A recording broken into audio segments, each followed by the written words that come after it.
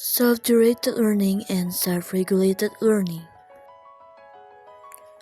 Latar belakang, SDL dan SRL adalah dua konsep penting dalam pendidikan modern yang menekankan kemandirian belajar.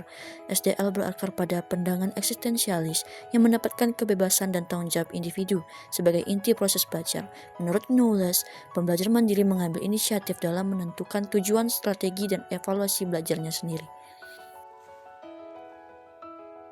Sementara itu, SRL menekankan kemampuan peserta didik mengatur pikiran, emosi, dan perilaku untuk mencapai tujuan belajar secara efektif. Kedua konsep ini sama-sama mendorong peserta didik menjadi pembelajar aktif, kritis, dan berorientasi pada pembelajaran sepanjang hayat. Rumusan masalah. Yang pertama, apa yang dimaksud dengan SDL? Self-directed learning. Yang kedua, apa yang dimaksud dengan SRL? Self-regulated learning. Dan yang ketiga adalah apa perbedaan antara SDL dan SRL? Serta yang keempat, bagaimana penerapan SDL dan SRL dalam pembelajaran, khususnya di pendidikan masyarakat. Self-directed learning, pembelajaran mandiri yang menekankan kebebasan, tanggung jawab pribadi, dan keaslian diri. Peserta didik diberi ruang untuk tumbuh menjadi pribadi yang bebas dan autentik, sehingga belajar bukan sekadar menerima pengetahuan, tapi menumbuhkan kesadaran untuk memahami dunia lewat pengalaman sendiri. Secara keseluruhan, SDL menempatkan peserta didik sebagai pusat dari proses belajar, motivasi, dan dorongan untuk belajar muncul dalam diri, bukan karena tekanan dari luar. Setiap individu memiliki kebebasan untuk memilih sumber, waktu, dan cara belajar sesuai dengan kebutuhannya. Pendekatan ini menyajikan proses belajar lebih bermakna karena didorong oleh kesadaran diri, rasa ingin tahu, serta kemauan untuk terus berkembang. Karakteristik SDL menurut Knowles tahun 1975 dan diperkuat oleh Candy 1991 serta Garrison tahun 1997. Karakteristik utama SDL mencakup: yang pertama, inisiatif pribadi dalam menentukan tujuan belajar; yang kedua, kemandirian dalam memilih sumber belajar; dan yang ketiga, motivasi intrinsik yang tinggi; yang keempat adalah perencanaan dan pengaturan waktu belajar bersama secara mandiri; yang kelima adalah kemampuan evaluasi diri terhadap hasil belajar. Self-regulated learning merupakan kemampuan seseorang untuk mengarahkan dan memantau pikiran, perasaan, serta perilakunya sendiri dalam mencapai tujuan belajar. Seorang pembelajar yang teratur secara mandiri memahami strategi belajar yang efektif dan tahu kapan serta bagaimana menerapkannya.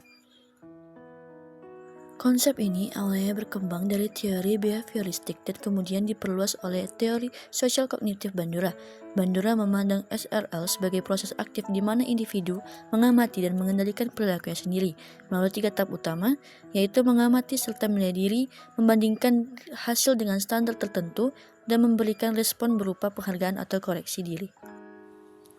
Karakteristik SRL menurut Zimmerman tahun 1989, Pintrich tahun 2000, dan Sang serta Zimmerman tahun 2008. Karakteristik dari SRL meliputi: yang pertama adalah perencanaan atau planning, yakni menetapkan tujuan dan strategi belajar; yang kedua adalah pemantauan atau monitoring, yakni mengamati proses dan kemauan belajar; yang ketiga adalah control atau control, yang berarti menyesuaikan strategi belajar bila diperlukan; yang keempat adalah refleksi atau reflection, yang berarti mengevaluasi hasil belajar; dan yang terakhir adalah regulasi emosi dan motivasi, yang artinya mengendalikan stres, minat, dan fokus dalam belajar. Perbedaan Self-Directed Learning atau SDL dan Self-Regulated Learning atau SRL. Fokus utama. Self-Directed Learning atau SDL berfokus pada kemandirian dan tanggung jawab penuh atas keseluruhan proses belajar. Sementara itu, Self-Regulated Learning atau SRL berfokus pada pengaturan diri, metakognisi, motivasi, dan perilaku selama proses belajar berlangsung. Konteks Self-Directed Learning atau SDL umumnya di pendidikan orang dewasa atau non-formal, sedangkan Self-Regulated Learning atau SRL umumnya berada di lingkungan formal seperti sekolah dan kampus. Peran pendidik.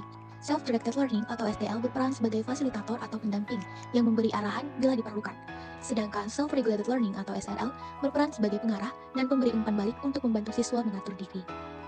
Tujuan.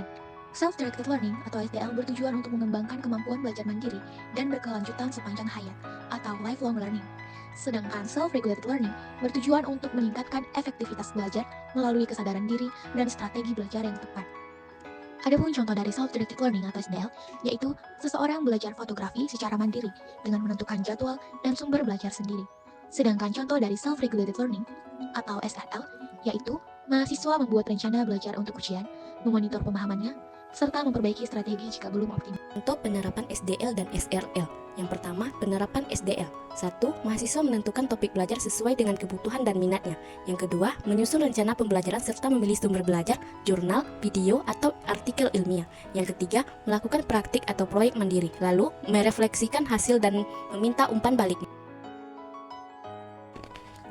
Penerapan SRL. Yang pertama, siswa membuat jadwal belajar dan menilai kemajuan secara rutin. Yang kedua, menggunakan aplikasi seperti Nation atau Google Calendar untuk monitoring belajarnya. Yang ketiga, mengevaluasi hasil belajar lalu menyesuaikan strategi agar lebih efektif. Kesimpulan, self-directed learning dan self-regulated learning sama-sama menekankan pentingnya kemandirian dan tanggung jawab peserta didik dalam belajar. SDL menyoroti inisiatif pribadi dan menentukan tujuan dan strategi belajar. Sedangkan SRL berfokus pada kemampuan mengatur pikiran, emosi, dan perilaku selama proses belajar. Keduanya saling melengkapi dan relevan diterapkan di era digital untuk membentuk pembelajaran yang mandiri, relatif, dan siap beradaptasi dengan perubahan. Saran, bagi peserta didik, tingkatkan kesadaran dan motivasi untuk belajar mandiri dan biasakan membuat rencana mengatur waktu dan refleksi hasil belajar.